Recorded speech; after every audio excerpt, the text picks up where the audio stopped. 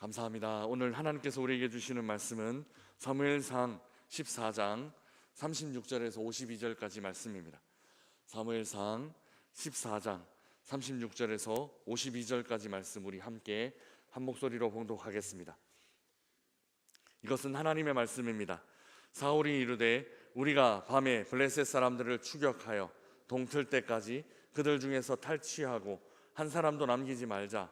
무리가 이르되 왕의 생각에 좋은 대로 하소서 할 때에 제사장이 이르되 이리로 와서 하나님께로 나아가사이다 하매 사울이 하나님께 묻자오되 내가 블레셋 사람들을 추격하리이까 주께서 그들을 이스라엘의 손에 넘기시겠나이까 하되 그날에 대답하지 아니하시는지라. 사울이 이르되 너희 군대 다 이리로 오라. 오늘 이 죄가 누구에게 있나 알아보자. 이스라엘을 구원하신 여호와께서 살아계심을 두고 맹세하노니 내 아들 요나단에게 있다 할지라도 반드시 죽으리라 하되 모든 백성 중 한 사람도 대답하지 아니하며 이에 그가 온 이스라엘에게 이르되 너희는 저쪽에 있으라. 나와 내 아들 요나단은 이쪽에 있으리라. 백성이 사울에게 말하되 왕의 생각에 좋은 대로 하소서 하니라. 이에 사울이 이스라엘의 하나님 여호와께 아뢰되 원하건대 실상을 보이소서 하였더니 요나단과 사울이 뽑히고 백성은 면한지라. 사울이 이르되 나와 내 아들 요나단 사이에 뽑으라 하였더니 요나단이 뽑히니라. 사울이 요나단에게 이르되 내가 행한 것을 내게 말하라.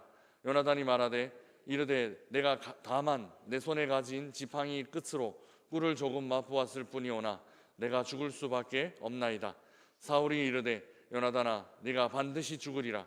그렇지 않으면 하나님이 내게 벌을 내리시고 또 내리시기를 원하노라 하니 백성이 사울에게 말하되 이스라엘의 이 큰 구원을 이룬 요나단이 죽겠나이까.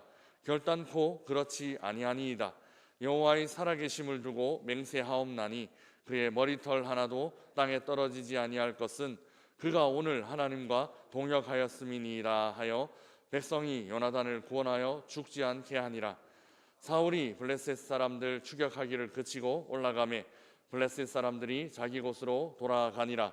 사울이 이스라엘 왕위에 오른 후에 사방에 있는 모든 대적 곧 모압과 암몬 자손과 에돔과 소바의 왕들과 블레셋 사람들을 쳤는데 향하는 곳마다 이겼고 용감하게 아말렉 사람들을 치고 이스라엘을 그 약탈하는 자들의 손에서 건졌더라. 사울의 아들은 요나단과 이스이와 말기수아요. 그의 두 딸의 이름은 이러하니 맏딸의 이름은 메라비요 작은 딸의 이름은 미갈이며 사울의 아내의 이름은 아히노아미니 아히노아마스의 딸이요 그의 군사령관의 이름은 아브넬이니 사울의 숙부 네 아들이며 사울의 아버지는 기스요 아브넬의 아버지는 넬이니 아비엘의 아들이었더라. 사울이 사는 날 동안에 블레셋 사람과 큰 싸움이 있었으므로 사울이 힘센 사람이나 용감한 사람을 보면 그들을 불러 모았더라. 아멘.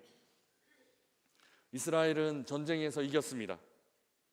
그러나 이기고도 뭔가 아쉬운 뒷맛을 남깁니다. 이는 사울이 왕노릇을 하는데 좀 이상한 왕노릇을 계속해서 했기 때문입니다. 사울은 전쟁 중 뜬금없이 금식 명령을 내립니다. 이 명령으로 인해 여러 가지 복잡한 문제가 발생하게 됩니다. 우선 더 크게 심지어 완전하게 이길 수 있는 전쟁에서 이기기는 이겼으나 뭔가 좀 씁쓸한 뒤끝을 남기게 되었습니다. 아쉬움이 남는 승리였습니다. 더 시원하게 이길 수 있었는데 뭔가 충분하지 못한 그런 뒷맛을 남기는 결말, 마무리를 짓는 승리였습니다. 또한 금식을 위반한 저주의 대상이 바로 자기 아들 요나단이 되었습니다. 요나단이 저주의 대상이 된 것이 아쉬운 이유는, 굉장히 씁쓸하고 아쉬운 이유는 사울의 아들이었기 때문만은 아닙니다. 그가 이 전쟁의 승리에 아주 결정적인 공헌을 했기 때문입니다. 이상한 금식의 선포 때문에 이 승리에 가장 크게 기여한 자기 아들을 저주로 내몰고 있는 잘못을 범하고 있습니다. 뿐만 아니라 허기진 백성들이 죄를 범하게 만들었습니다. 저녁이 되어 금식 기간이 끝나자 이제 육식의 시간이 되었습니다. 고기를 먹는 시간이 되었습니다. 사람들은 허겁지겁 허기진 배를 채우려고 고기의 피를 완전히 제거하지 않은 채 피째 먹는 죄를 범하기 시작했습니다. 이런 일이 일어나는 것은 단순히 백성들의 부주의함 때문이라기보다는 전쟁 중에 금식을 선포한 리더의 어리석음, 이상한 왕노릇 하려고 했던 사울의 어리석음 때문으로 보입니다. 어쨌든 하나님 아닌 다른 왕을 택한 사람에게 일어난 일은 바로 이런 일이 될 수 있습니다. 더 잘 될 수 있었는데 그렇지 못하게 만들고, 완전할 수 있었는데 부족하게 만든 사람, 바로 그들이 택한 왕이라는 사람이 이를 이렇게 만들고 말았습니다. 오늘 본문에도 사울의 아쉬운 모습이 이어지고 있습니다. 36절 말씀 우리 함께 읽어보겠습니다. 사울이 이르되 우리가 밤에 블레셋 사람들을 추격하여 동틀 때까지 그들 중에서 탈취하고 한 사람도 남기지 말자. 무리가 이르되 왕의 생각에 좋은 대로 하소서 할 때에 제사장이 이르되 이리로 와서 하나님께로 나아가사이다 하매. 아멘. 사울은 도망치는 블레셋을 그 밤에 계속 추격하려고 했습니다. 백성들은 이 말에 일단은 찬성을 합니다. 그러나 제사장이 하나님께 물어보고 하십시다 라고 제안했습니다. 여전히 사울은 자기 마음대로입니다. 하나님께 묻지 않고 자기 마음대로 결정하려고 합니다. 한마디로 이상한 왕노릇에 취해 있는 듯 그렇게 보입니다. 하나님께서 이 일에 대해서 어떻게 결정하셨을까요? 쫓아가라 말씀하셨을까요? 아니면 그만 멈추라 말씀하셨을까요? 37절 말씀 우리 함께 읽어보겠습니다. 사울이 하나님께 묻자오되 내가 블레셋 사람들을 추격하리이까 주께서 그들을 이스라엘의 손에 넘기시겠나이까 하되 그날에 대답하지 아니하시는지라. 아멘. 의외의 모습으로 하나님은 응답하십니다. 그 밤에 블레셋을 계속 공격할지 묻는 질문에 의외로 하나님께서 대답이 없으셨습니다.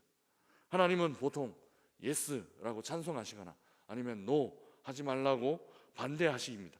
그런데 그 밤에 이번에는 침묵하신 것입니다. 뭔가 문제가 생긴 것이죠. 사울은 하나님께서 침묵하실 수밖에 없는 어떤 이유가 이스라엘 안에 있기 때문이다라고 생각합니다.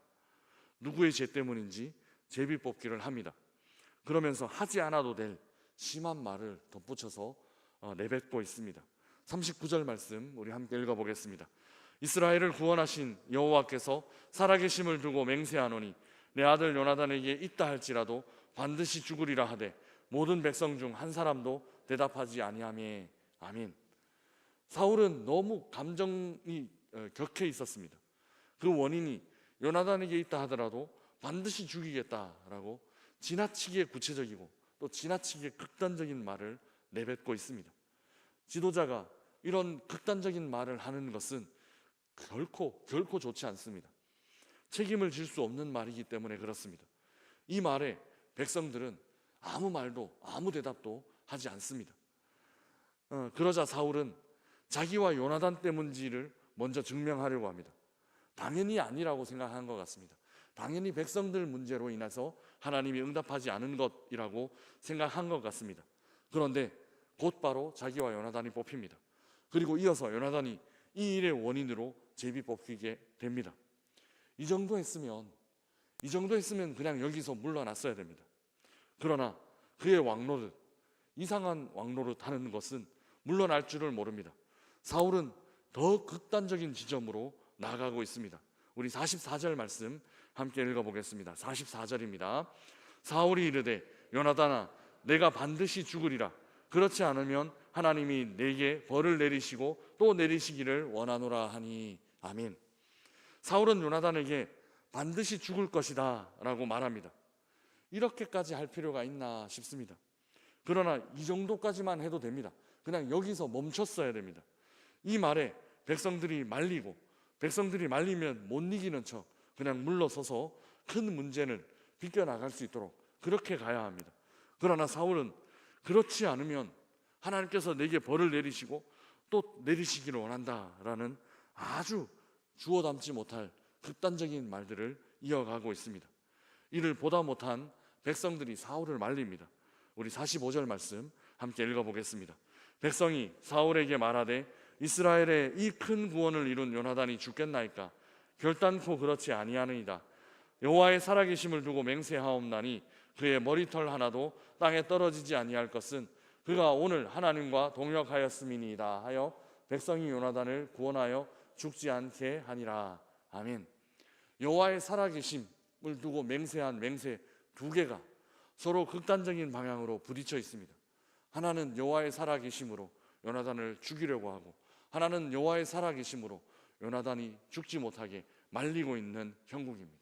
이 일이 어리석은 왕 때문에 비롯되었습니다. 이 웃지 못할 일이 어리석은 왕의 왕노릇 때문에 일어나는 것입니다.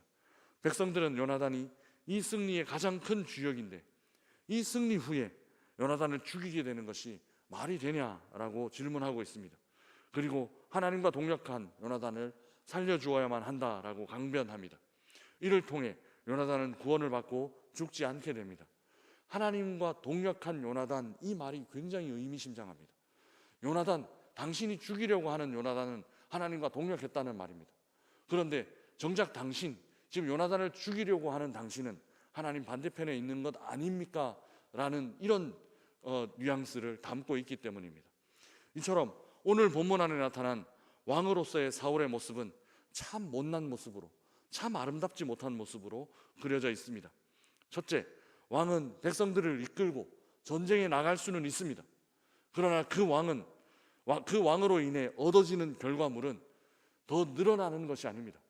왕 때문에 승리가 줄어들고 있습니다.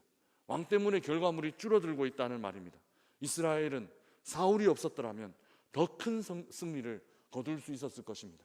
마치 여리고처럼 그런 승리를 거둘 수 있었을 것입니다. 두 번째, 왕은 하나님께 제사를 드릴 제단은 쌓을 수는 있습니다. 제단 자체는 쌓을 수 있지만 그러나 그 왕이 쌓은 제단에 하나님은 반드시 응답하시는 것은 아닙니다. 하나님은 침묵하실 수 있다는 것입니다. 꼭 그 왕이 쌓은 제단이 하나님을 만나게 만드는 제단은 아니다라는 것을 오늘 본문은 보여주고 있습니다.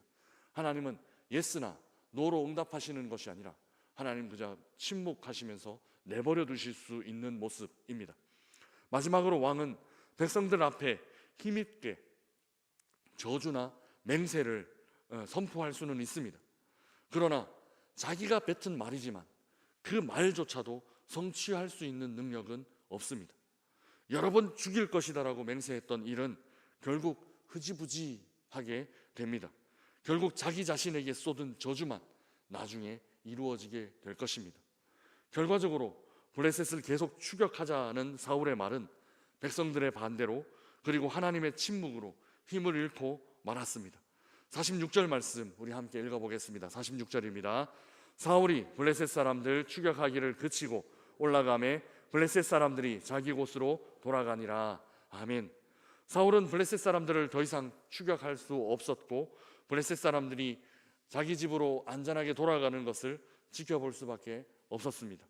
비록 이스라엘은 승리했지만 이 승리가 이스라엘에게는 큰 아쉬움으로 다가왔고 사울에게는 오히려 큰 굴욕을 안겨준 승리가 되고 말았습니다.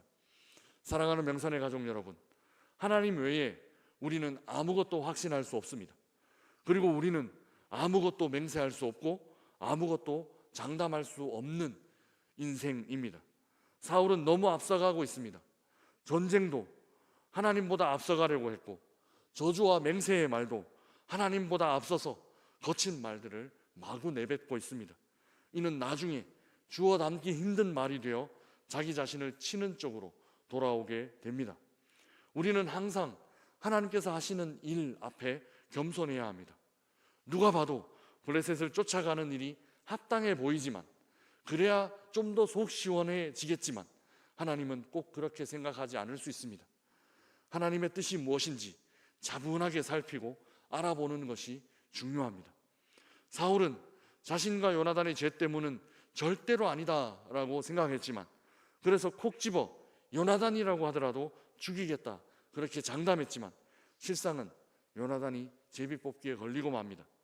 우리는 한순간 한순간 하나님의 뜻을 겸손히 여쭈어 보아야만 합니다.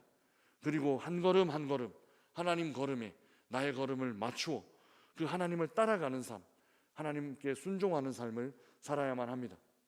말씀보다 기도보다 앞서면 사울처럼 이런 문제들이 발생한다라는 사실을 우리는 기억해야만 합니다. 오늘 하루도 하나님께 여쭈어 보면서 시작하기를 주님의 이름으로 축복합니다. 늘 하던 일이고 늘 반복된 일상을 살아가겠지만 오늘 특별히 주님 내 삶을 통하여서 원하시는 것이 있습니까? 오늘 특별히 좀 다른 방식으로 살았으면 하는 부분들이 있습니까? 우리 하나님의 뜻에 귀 기울이는 이 아침 되었으면 좋겠습니다. 하나님 뜻을 기도하며 묻고 하나님의 응답을 기다리고 들으며 또 그 응답하시는 하나님의 말씀에 순종하며 살아가는 복된 하루의 삶이 되시기를 주님의 이름으로 축복합니다. 주신